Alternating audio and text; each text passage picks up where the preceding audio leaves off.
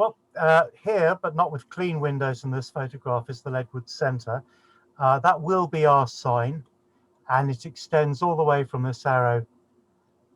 There's the ventilation louvre, and that there is our emergency fire escape. So just go to the presentation. So let me explain what a feasibility study is. It isn't a detailed set of drawings. It's the culmination of a number of weeks of discussions that Chris and I have had with the architect, where we have honed the requirement for the contents of the building. And that has been based upon the feedback we've received from the individual one-to-one surveys, the group discussions that Gil's led, and feedback from potential service users and service groups. We then give all that to the architect saying, this is our wish list, what can you do? And he went away and produced this document which says, this is an initial sort of idea of how I can fit in with your needs. So here's the existing ground floor. For those of you who don't read plans that well, don't worry, you're not alone. I'll show you some photographs and then a film which Darren's done for us, just to give you an idea of the existing centre. So there's the front doors. There is the big open space ground floor. Sorry to interrupt, Duncan. We're still just seeing the first slide that you showed of the outside of the Ledward Centre. Try again.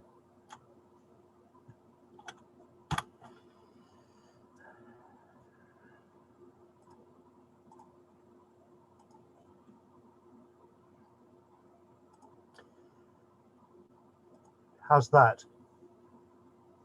Can you see that?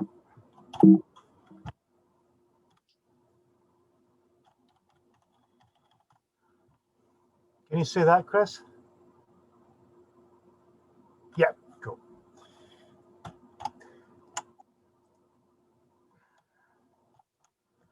So there's the ground floor. The ground floor is about 2,500 square foot and is actually the smallest space, even though you think it's huge. Small office there. There's the fire escape, and those are the steps going down to the lower ground floor. Here is the lower ground floor, steps going down, and you come into this huge space. All these strange lines are actually false walls, all of which will come down. And those lines there are also additional false walls, giving us up to 1 meter extra width to the building. An existing kitchen here and office here, and then through the fire escape, a really rather nasty old disabled toilet. You'll see photographs in a minute. And then the electrical works, storeroom, through those stairs to the lower ground, the ground floor, and then the fire escape. And these elevations give you quite a good idea of just how extra the room is on the lower ground floor compared to the ground floor. So there's some pretty pictures for you. We're all on the ground floor now. That lift there it's a disabled lift. It's a Stanner lift, enclosed, will fit up to 4 people and a very large wheelchair as well. That is the steps. There's the lift. And then these are all lower ground floor photographs.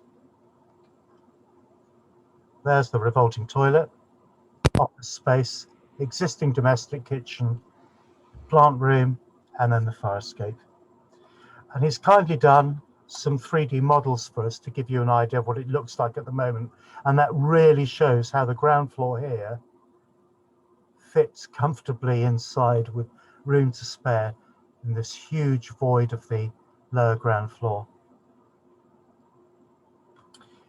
And I'll just take you down. So these are the proposed ideas. You'll notice the front door there. And what the architect has done is to enclose this area entirely in floor-to-ceiling glass with a doorway going into the cafe. The reason for that is to try and protect the ears of our neighbours, there are flats that occupy the narrow road opposite us, so we mitigate as much noise nuisance as possible. We're going to ask the architect, and I spoke to them about the practicalities of it on Friday, to move that step area to opposite the door with the lift nearby. You notice we've moved the lift as well. That will enable this area not only to be an effective reception area, but will house the LGBTQ library that we're a bookstore which we're planning. The void where the lift went will then become a large storeroom, and then a 60+ cover restaurant in the cafe area. This area will change significantly. One of the reasons for the document is so that we can go ahead and cost up what we have to do, and also gain the experience of experts who will look at the services that we need to provide to the building to make it fit for its new purpose. The plant room will have to expand. We're going to be throwing a lot of heat into the building, which it hasn't had to cope with before, from the kitchens, both upstairs and you'll see downstairs, and also from human beings. And also, we're going to need to extract 1 cubic meter per second of air and provide 1 cubic meter of second per air to the whole building. So this window here will come out, in will come more louvres, and the plant room will extend that way so that we can expand our ventilation. We've then asked for a disabled toilet to go in this area. A couple of funders we've spoken to have indicated that they really would like to see a toilet for disabled people on this level. And then the servery, this is a bit false, it is not going to be enclosed, it's going to be open plan, will run from here and across. And I know that Chris is very keen on having a return in the servery as well, so it gives it an interesting angle and curve for us all. In the corner, you'll see a dumb waiter, and that's because we're going to do the noisy preparation and the noisy washing up bits hidden away in an area on the next floor. So here is the next floor. Quite a busy space from which we've managed to fill. This is the art gallery area with the steps coming down and the lift. We're going to put comfortable seating around. And then we have our 2 radio stations. That's their server room, a green room, which is an acoustic second barrier for their guests, and then the 2 studios. Next to that, a storeroom and our cinema space. That's seating for currently 63 in the design. That room will be multi-use. All the rooms are going to be multi-use, but we'll be able to divide it with 2 acoustic walls which slide in, so we have 3 classroom, meeting room, workshop spaces. This area, which is 5 meters wide, will have lots of comfortable seating, probably not seated desks, but standing desks, which are more ergonomic and better for you, with computer consoles on for people who need to use them. That'll be a very flexible space as well. Opposite 2 consultation / interview rooms, so with seating for up to 4 people here. And then this flexible space, we've actually asked that be a permanent space for our young people, and we'll put in play consoles, pool table, comfortable seating, and that will be their dedicated room. Next to that, a domestic kitchen. That's been a clear requirement from many of our potential users, that many of our groups like to center their meetings around a meal they prepare themselves. So this will be a domestic kitchen. This table is grossly oversized, will actually seat 12 people. Our spec was for 10. The first of our expensive jobs will be a cut in the concrete floor above. That's where our extra air conditioning and ventilation and services and pipework will come down.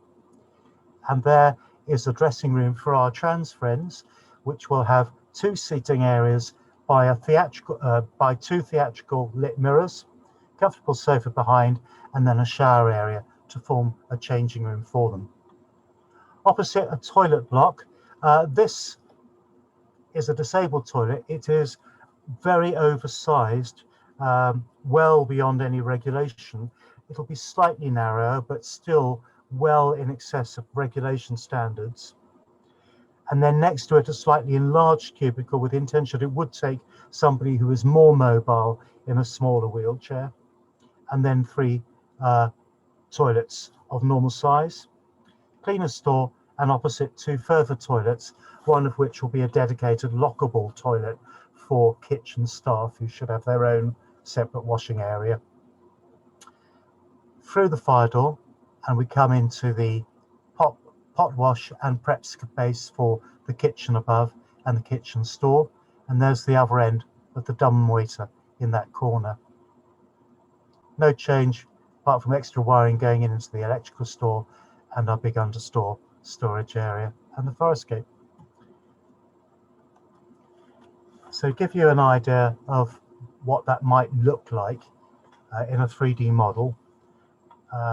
Ignore the decoration. There's no work gone into decoration by the architect. It's purely to give us an idea. Here it is, the cafe in seating plan. Note that is not a correct area there. That will be open plan. And there it is as laid out for a cafe. And then downstairs, a number of views of giving you an artist's impression of what it will look like.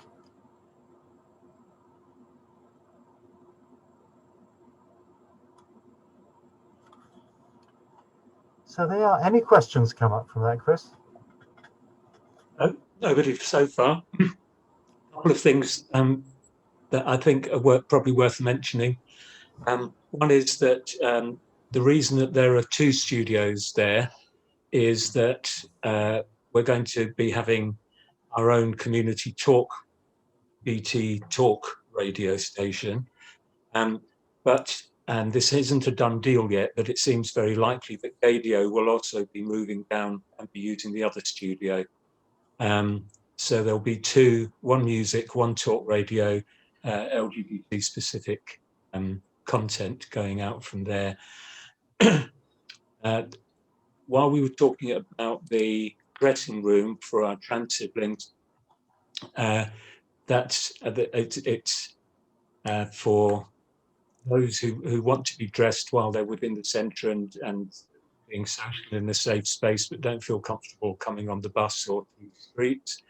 And one extra thing, and I haven't spoken to Duncan about this, the prospect of actually having some way of either providing lockers or having a secure space that people can leave their clothes or their makeup or their shoes or whatever, that they don't have to do, because they may not be out at home, so that they can actually have a place to keep them in the centre.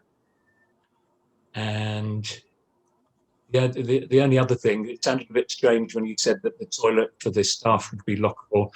It's meant lockable from the outside, and only the others will be lockable as well, but from the inside. Right.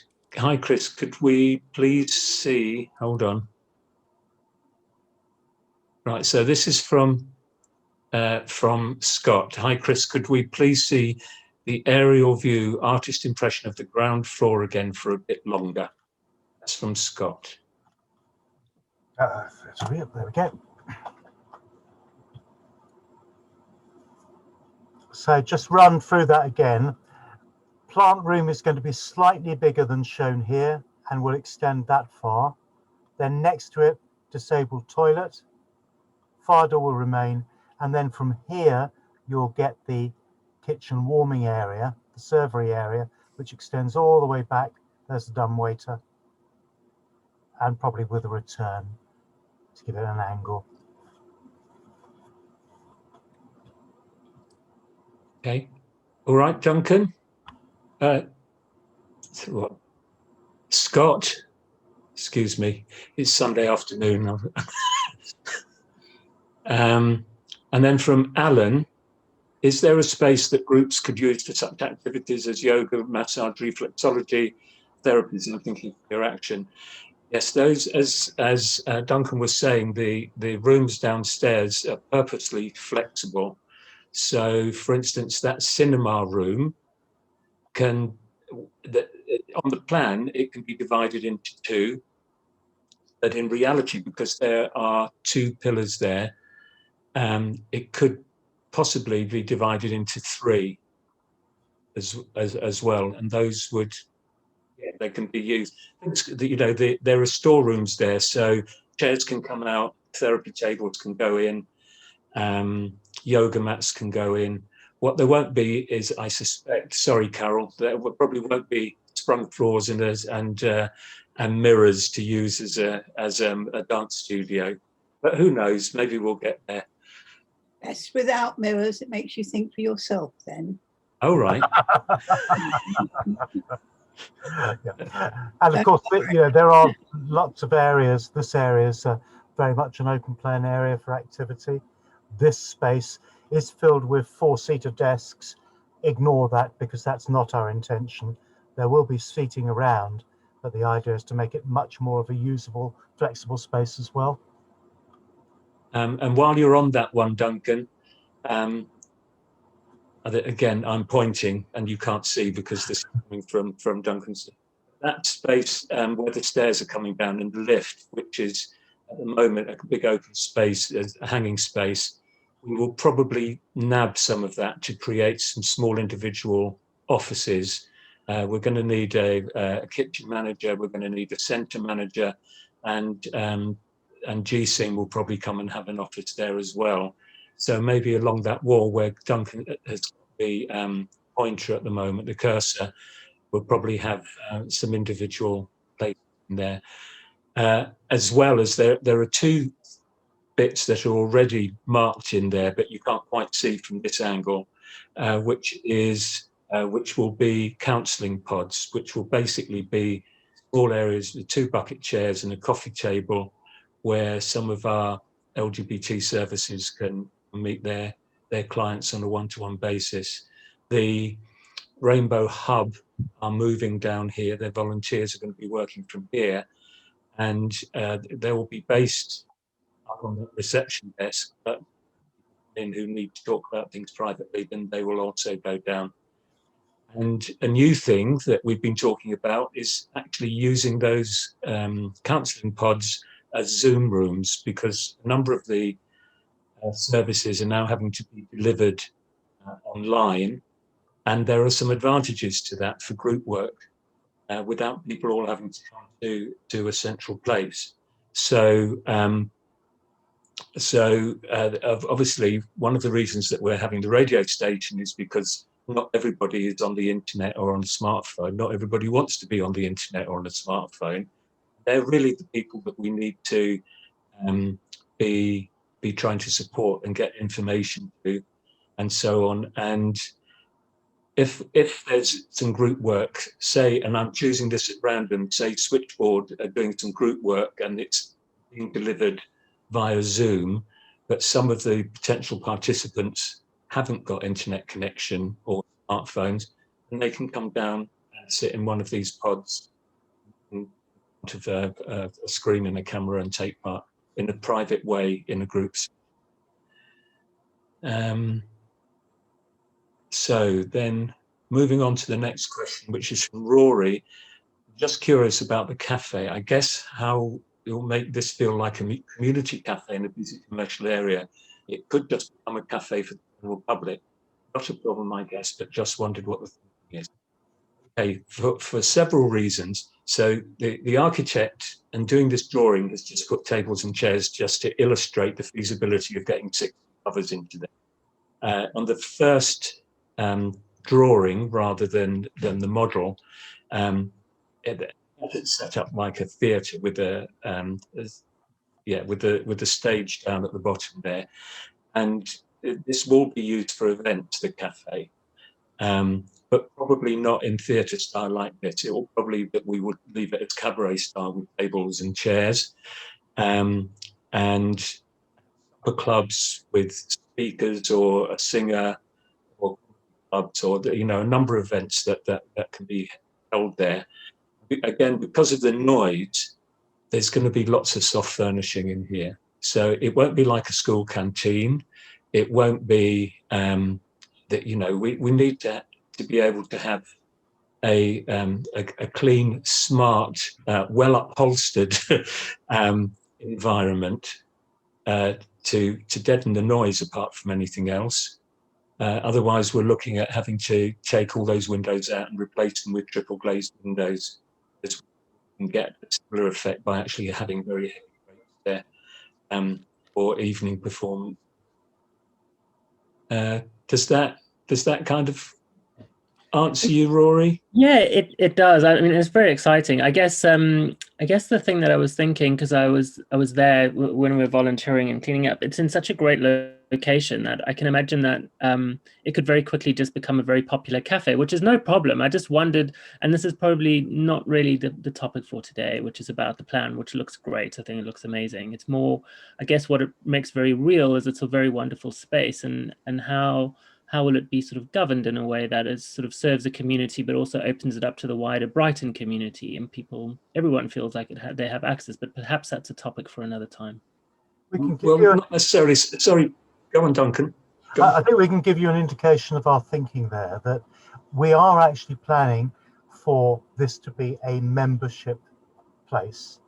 That doesn't mean that you have to pay a membership fee. It means, just like the cafe, you pay what you feel you can, so no one is excluded from it. But it does mean that if you come in as a temporary member, you get a guest pass from reception to use the cafe. And that means that really you're signing up to our ethos. And if you're coming in either as a member of our community or as a firm ally of the community. Great. Yeah, it looks wonderful. Thank you for sharing. It looks great. And obviously we do. This site has failed has failed as a retail site because of lack of passing trade, essentially. And this will be a destination rather than relying on people to come through. We'll be offering something different from the other eateries that are around. In as much as it will be a servery, there won't be table service. We're getting the food from Fair Share Sussex, and you know there will be lots of lovely things as well, but there will be some very basic things like casseroles and soups and so on. Be a bit, if you've ever been to IKEA, one of their cafes, it would be a bit like that, but as I say, more soft furnishings. So what was I going to say with that? So it seems quite labyrinth, Chris. Sorry, we want it to be sustainable. Oh, sorry, I thought I'm not on mute, am I? Sorry. No. It seems quite labyrinth. I haven't finished talking, Gus. Hold on a minute. Oh, sorry. Okay. So, where was I? So we want it to be sustainable, and we want it to be busy. But equally, it needs to be a safe place. And while that's buzzy upstairs, downstairs will also be available to people to go and sit into those areas, and there'll be bucket chairs and conversation areas and so on. There'll also be upstairs. We'll have meeters and greeters. We won't have waiters doing table service, but we'll have meeters and greeters who, if people are up for it, will go and say, you know, have you been to a harvester? You know, have you been? Do you know what we do here? These are the kind of things that we do. And out of that, because I think some of those meeters and greeters will actually be the Rainbow Hub volunteers. Out of that, they may very well come across things that they can signpost people to, some of the services that are around in Brighton and so on. Sorry, Gus, I've got another couple of questions on here. One is from you saying you're late, so that's all right. And COVID's not going to last forever, folks. So what's your thinking behind saying that?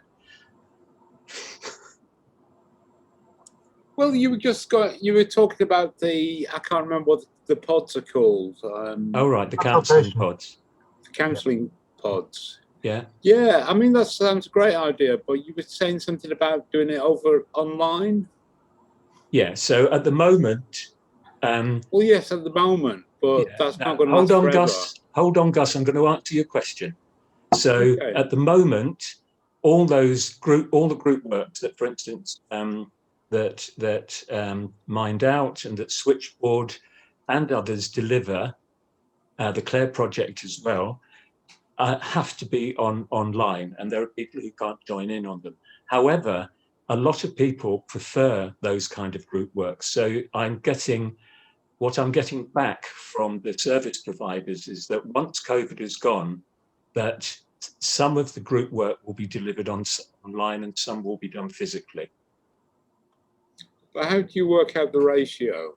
Oh, is it that we're not getting into, Gus. We're just Why going to not? provide the facility. Okay, there. sorry, it's none of my business. No. I'll put myself on mute. All right, love. Right, Carol, my question is for the flexible theatre lecture, etc. Will adequate lighting be planned as well as sound and visual? Yeah, one of the important things that we're going to be doing is getting a lighting designer in for the whole place. We've put in an application from Rampion, the wind farm, because that lighting is going to be a very, very important part of what goes on. It needs to be sustainable. It needs to be energy efficient.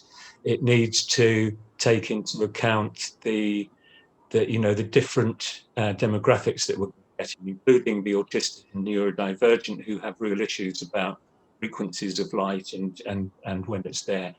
And yeah, we'll build in. Obviously, they're not particularly high, so kind of having a hole neither upstairs or downstairs. They're about 3 meters each, I think, Duncan, from memory. Yeah. So it's one of the reasons that we haven't incorporated a studio theatre in here, because, to be honest, it would be a terrible compromise having to try and get a decent lighting rig in there, and maybe some rake seating and whatever. It's going to work.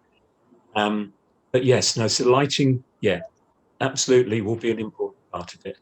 I was just thinking, not like a theatrical rig, but to just have at least a central open white special, because so much of our stuff that we go and see, like even like the Fringe and LGBT stuff, it's got coloured backlights and it's got no front light, and all you've got is a black face. People can't get their message across when they're doing speeches or talks. Yeah. So it's just important to have a white light. Great. So what we'll do, Carol, when we're talking to the lighting designer, we'll bring you in on that as well. Yeah, that would be fabulous. Put some input on that. Not doing anything else. So. Okay. One thing Chris didn't mention about the lighting, that we're also very mindful and talking to various disability groups about people, for example, who are autistic, to make sure that the lighting design we do is suitable for those people. And Scott is saying, I think areas such as the Zoom pods would still be a good way for people who feel isolated at home to get out and use the centre on a regular basis. Yeah, I mean, obviously, like every cafe in town, we're going to have people who are coming to use their laptops and so on. But again, we will have some laptops or some computers for people to be able to use in the hot desking area. But you're quite right. It's like going back to the days where you used to be able to go into those shops that had cubicles for you to go and make your long distance calls in and what have you. So yeah, I think the pods will be very useful for that. Thank you. It's a very ambitious plan, Chris. Yeah. Well, I think you have to start ambitious. So I've got another Dean. As you go through the main entrance, is there going to be some sort of security door to go through, even though it will be membership? How will we assure the safety of people? So that is a discussion that I'm starting to have with both crime prevention and counter-terrorism. And that will include things like provision of panic alarms for reception and indeed in the cubicles for consultation. and it will also include the ability to deadlock the door from a switch on reception if there's someone undesirable. Other security measures which we're discussing are whether, I don't know how well you know the Jubilee Library, but there are some stainless steel bollards which run from my hotel right down the side of where the library is on the pavement, of extending those bollards so that you can't have anyone parking or trying to drive through the windows. So there, yeah, we're looking at all those security measures to prevent access of those we don't want. Have you got anything else to say on that, Dean?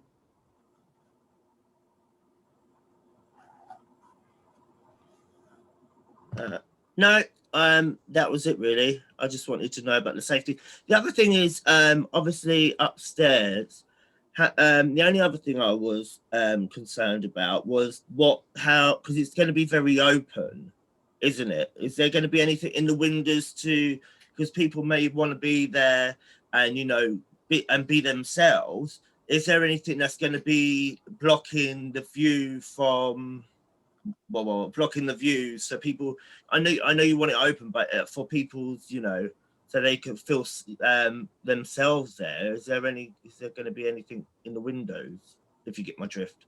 I think that at night time, where people are likely to feel the most insecure, we are going to have curtains and be able to close the place down. There will be a couple of television screens in the windows because we're very keen to show what's happening in our 2 radio studios on the street, which gives an impression of the building being lived in even when we're actually not operating at night. They'll still be occupied.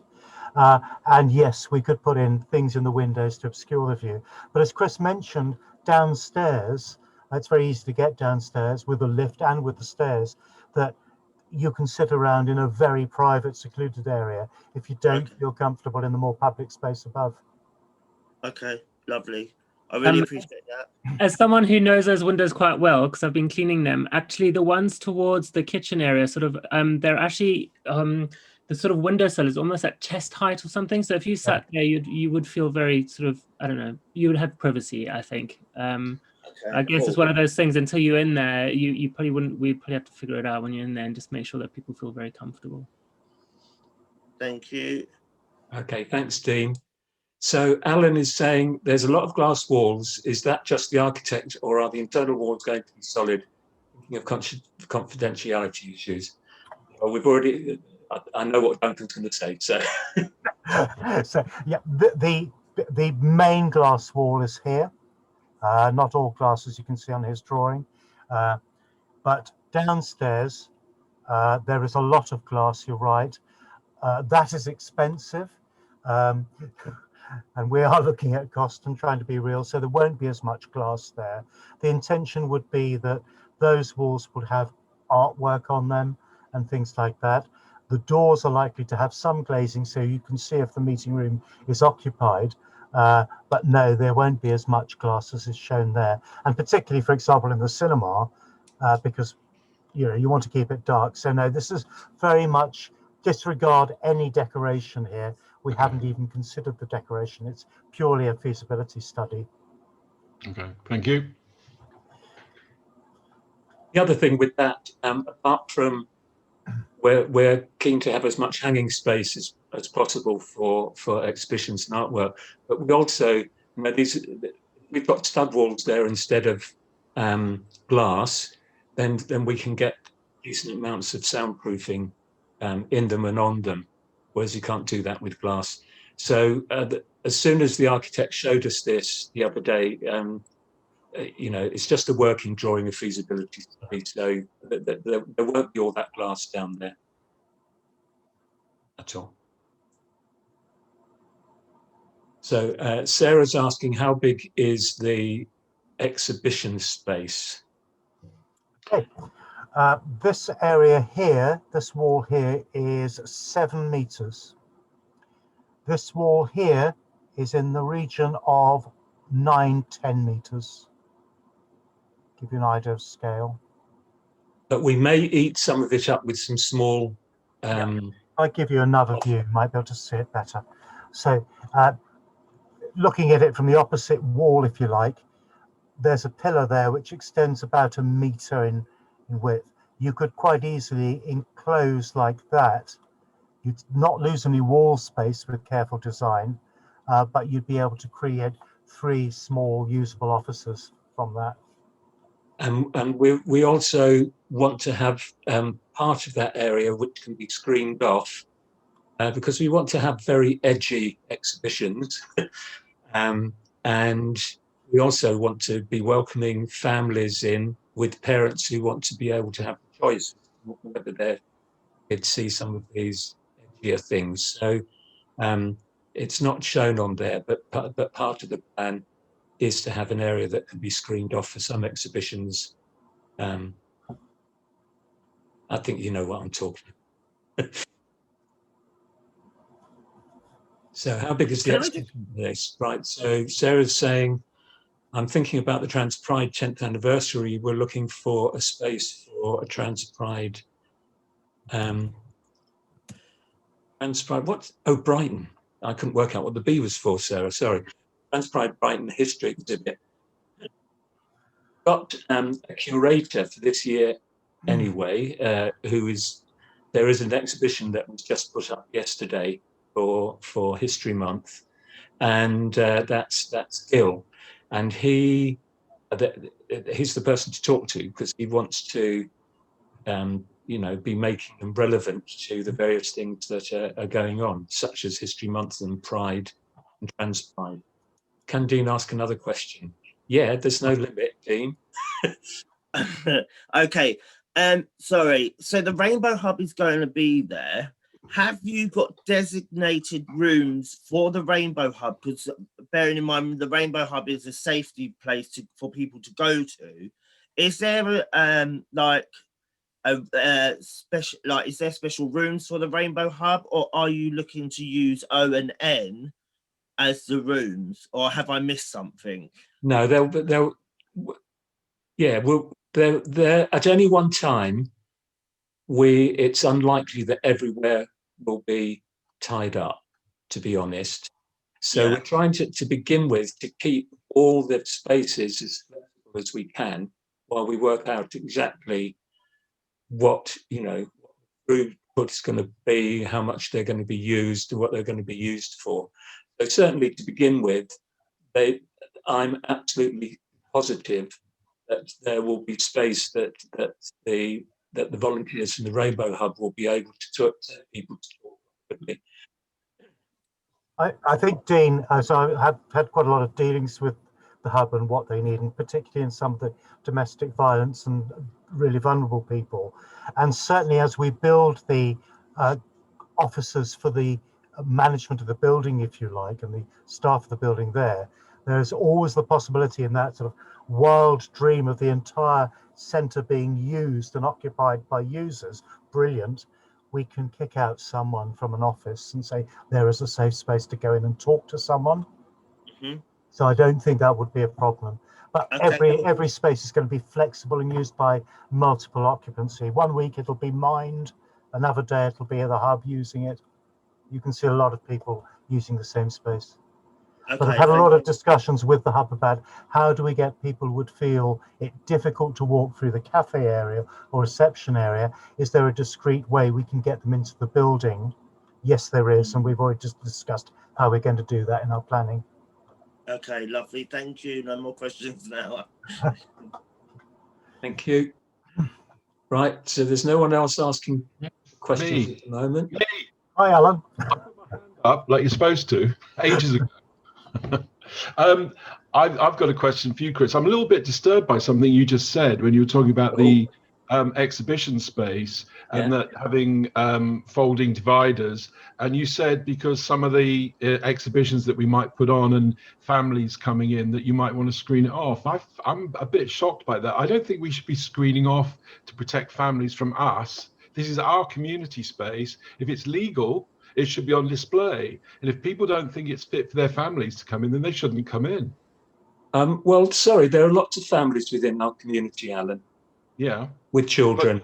And they're going to be using the space just as much. So if we have an opportunity just to have a space that says, you know, you may not want to bring your kids in here or whatever, that's not stopping anybody from seeing anything. No, it's what you said about screening it off that disturbed me slightly. I mean, I've spent most of my life being, you know, told to go away and hide, and you know, I'm not part of normal community. I just find it, you know, if you're maybe it was, I don't know, maybe it's just the way you said it that. But it was probably the way I said it, because you know we're doing focus groups with all kinds of demographics, and Gil has been doing focus group with mainly rainbow families. And this has to be a space for them to be able to bring their children in, and there's, you know, they have every opportunity then to just know that they're not going to take their children to that bit if they don't want to. Do you want to say something about that, Gil? Yeah, I think I'm going to put my parenting head on, and absolutely, I think art should be uncensored. I absolutely agree with you, Alan. It's just about having, where you might have some controversial stuff, just a bit of awareness, and the host being aware that there might be some things that they, particularly for the younger children, that we're not quite ready to share. So I absolutely agree that art should be uncensored, but from a parent, sometimes there might be, I mean, I don't know what art's going to be on there, and you know, I can't comment on what that art is going to be, but if there's going to be something that might be particularly graphic, it's good to warn the parents and just let them know, particularly with the younger children. But you know, when you do have controversial art, it is a starting point for a conversation with families too. So I think it's just letting the parents know that, letting them know that it's there, and for them to make their own decision. Okay. Thank you. Thanks, Alan. I mean, that's where that's coming from, just to, you know, give parents some choice. We're not stopping anybody from seeing anything. Anybody else want to come in?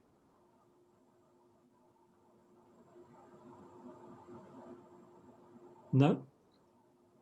Okay, then. There's a few other bits then that I can update on. One is actually with your help, Alan. We've now, Gil has moved on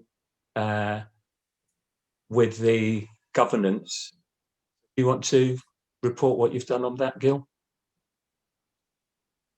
Just that we have some basic governing documents that were signed off by the directors last week. So we're constituted. We have health and safety policies. We have all sorts.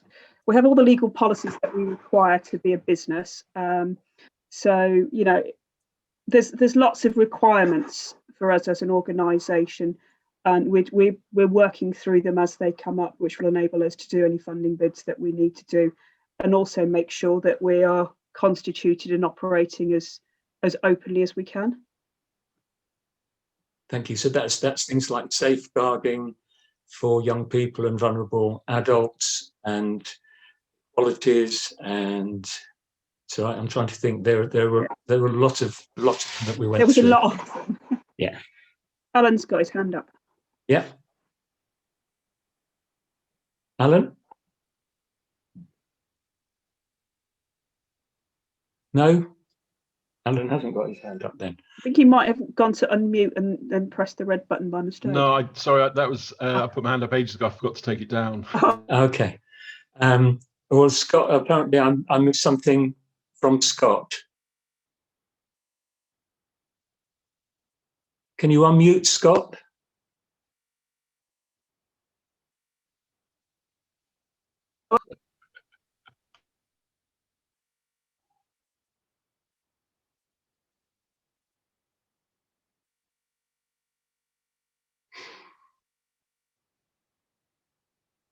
Are we back? Well, it was about splitting cinema into three. Yep, so there will be 3 doors. There are 2 on the current drawing because he originally came up with just a single divider in that room. We decided we could actually use 3 spaces and make it even more flexible, so there'll be a 3rd door going in. How specialised is it going to be? What, the cinema? Yeah. It's going to be a very usable room. We've already got a deal going with the BFI, so we'll be able to use LGBTQ films from their library, but it will also be used as a lecture room for conferencing. So we want to make it a nice flexible space, and that's the sort of thing we're trying to get from all the spaces throughout the centre. How flexible can they be? How much can we get out? How much bang for our buck, basically? Because although we may think we've got thousands of square feet, we need to be able to use it to the max and be as flexible as possible. But the cinema, how many seats is that? 63 in its current plan. So that's for 21 each. Yeah. No, Gus, it's not like that. So it's either used as a public meeting room for up to 63 people, or as a cinema for up to 63 people. It can be closed, and it can be a room for 40 people or for 20 people, or it can be closed into 3 spaces for 20 each, or a yoga room or a therapy room. And it's just moving the furniture in and out and putting what's needed in for a particular class, so tables and chairs for classes, for instance.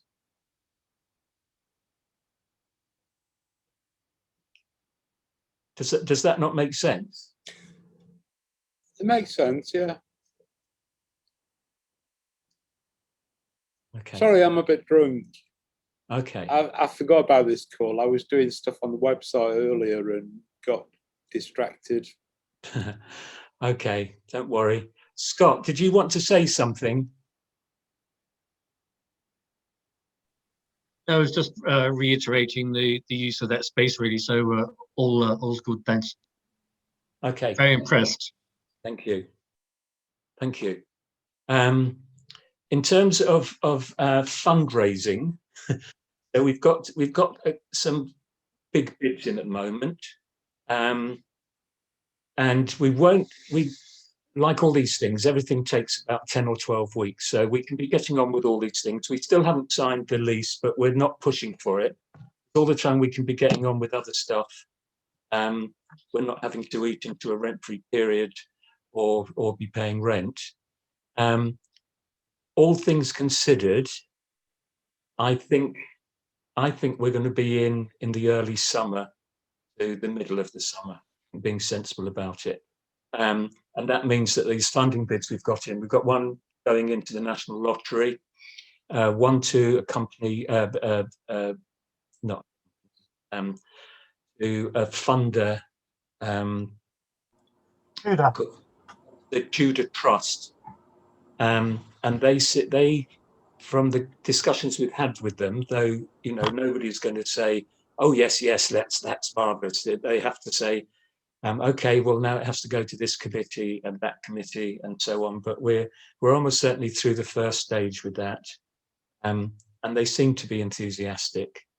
We're also putting together about launching an appeal, a public appeal. We have to be very careful because we don't want to be, you know, having spent 10 years getting the Rainbow Fund, although it hasn't functioned this year because there hasn't been anything to distribute, but that the concept of having a general pot that all the organisations can apply to, that still has to go on. So any appeals and fundraising have to look to other sources and other places than, so for instance, than Pride or Brighton Bear Weekend or so on. Historically, the Beacon, you know, a good bit of the money to get the Beacon going was from a public appeal. The money for commissioning the AIDS Memorial was all raised from a public appeal. So there's a good chance that if we're clever and sensible about it, that we can be funding as well by doing that. What else have we been working on? At the moment, I'm working 12 hours a day, so there must be things that I'm doing. But I mean, that's basically it. It's around getting funds in and getting the plans sorted out. anyone got any more questions?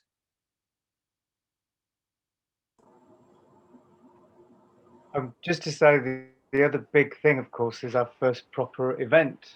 Yeah. So do you want to go through that?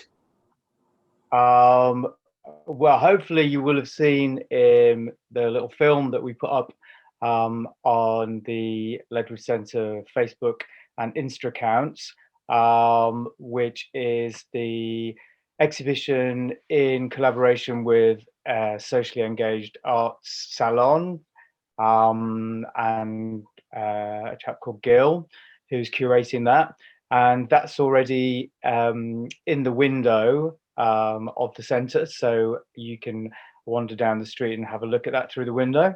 And the actual event is going to be live, curated on the 13th. I can't remember the actual time, but all the links are in the Facebook and Insta, and we're going to be posting stuff up pretty much every day, just as a little reminder to people to sign up for that.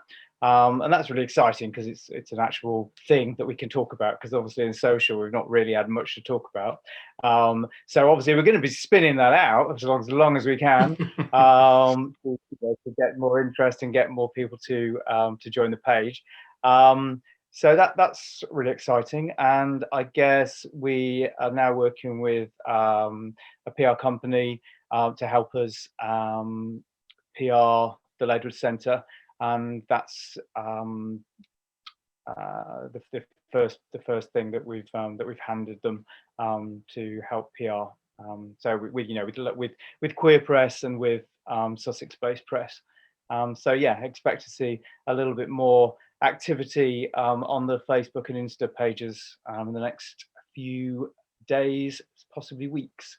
And of course, Gus has done a fabulous job updating the website to include all that. So I think we're more or less all aligned. Had a few issues with some of the links yesterday, but I've sorted those out. They're now working. So yeah, all good. Thanks, Darren. It's worth mentioning that the PR company you're talking about has offered to do this work pro bono for us. So we're very grateful for that.